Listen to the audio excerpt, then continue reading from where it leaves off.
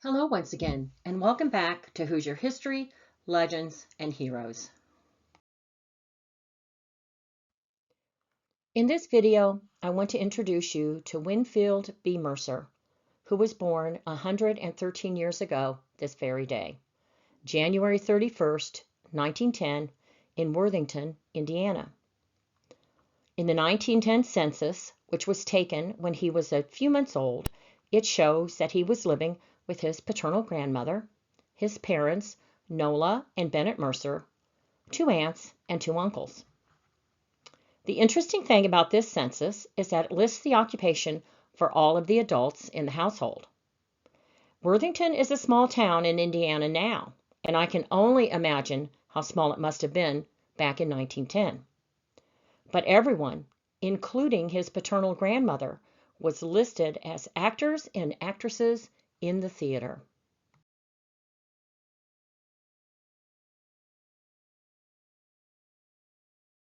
Winfield was born into a vaudeville family.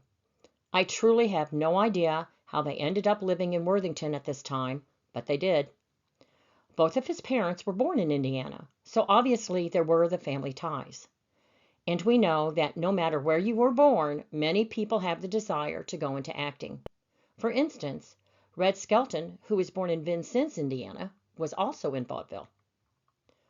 By 1920, Winfield would be living with his maternal grandmother in New Jersey, with his parents and Aunt Winifred, and I'm sure that's where he got his name, and his grandmother Bertha had 6 lodgers. The census would list his grandmother as the proprietor of a hotel, and everyone else but one lodger was involved with the theater. His mother and aunt were even listed under their stage names of Nola and Winifred St. Clair. By 1930, Jack, which he will be known by, was living with his mother, aunt, and maternal grandmother in New York. I am not finding his father listed on the census with the family. His mother and aunt are still listed under their stage names of St. Clair. So Jack grew up surrounded by actors and actresses of vaudeville. In this census, Jack's occupation is listed as artist. When Jack was 22, he is listed as a member of the crew on a steamship leaving New York heading out to the Mediterranean parts. His job on the ship was as a bellboy. The ship set sail on December 27, 1932. Jack would put his artistic talents to work by finding a job with the Fleischer Studios working on cartoons. His job was as an in-betweener. In-betweeners would do the in-between job of making the animation flow smoothly from one scene to the next. As he worked there, he would imitate different cartoon characters, entertaining his coworkers. It was finally suggested that he audition for one of their major cartoon characters. At the time, Jack had no idea that they were looking to replace the original voice. Jack would decide to give it a try and would go home and practice to improve the sound of his voice. After a while, he felt confident enough that he had the right quality and that the voice was just right. His first audition was over the phone with someone at Paramount Studios. He was asked to come in and do some other voices, which Jack would say was like a breaking in period for him. He would then find out that he got the part of the voice he originally auditioned for. From fooling around at the office to get laughs from his coworkers, to becoming the voice of Popeye the Sailor Man. I can't imagine anyone in America who hasn't heard the voice of Popeye. The first voice of Popeye was William Costello from 1933 to 1935. And then Jack would do the voice from 1935 to 1945, then from 1947 to 1984. Popeye was the creation of Elsie Seeger, who was born and raised in Chester, Illinois. Elsie would create Thimble Theater for the New York Journal, which debuted on December 19, 1919. Popeye debuted in Thimble Theater on January 17, 1929, when the character Castor Oil, who's Olive Oil's brother, needed a mariner to navigate his ship. Popeye was supposed to just be a one-time character, but after receiving a large number of requests for his return, Seeger brought him back as a full-time character in August of 1929. And, as they say, the rest is history.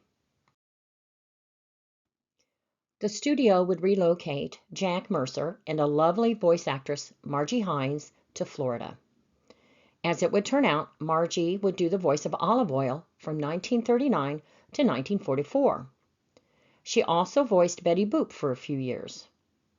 Margie and Jack would be married in a civil union on March 3, 1939. You can imagine how the newspapers loved the story of Popeye finally getting Olive to marry him. It would be noted that Wimpy and Sweet Pea were not at the nuptials. I also read that part of their wedding breakfast included spinach. I like spinach, but not for breakfast. Maybe they put it in a quiche or something. Later that year, Margie's mother planned a church wedding for the couple in New York.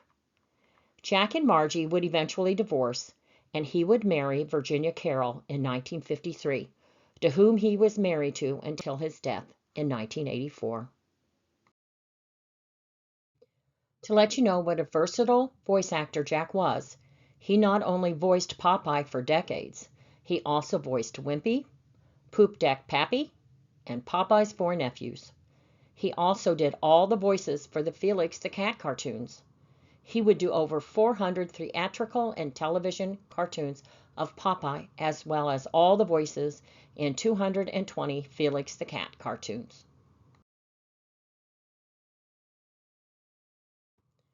Winfield, Jack Mercer, is remembered with a historical marker in Worthington, the home of his birth. You can actually watch Jack himself on the screen on YouTube, where he is featured on an episode of To Tell the Truth. I did see that there were 2 of these that came up on my feed. Be sure to pick the 22-minute episode so that you can watch the whole time that Jack is on the screen. Thank you for watching my video of Indiana-born Winfield Jack Mercer of Worthington, Indiana, the child of a vaudeville family who would become one of the most famous voices in America, and no one actually knows his real name. Please show your support for this channel by subscribing.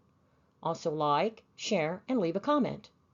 Be sure to click on the notification bell so that you will be notified when the next Hoosier History, Legends, and Heroes video is uploaded.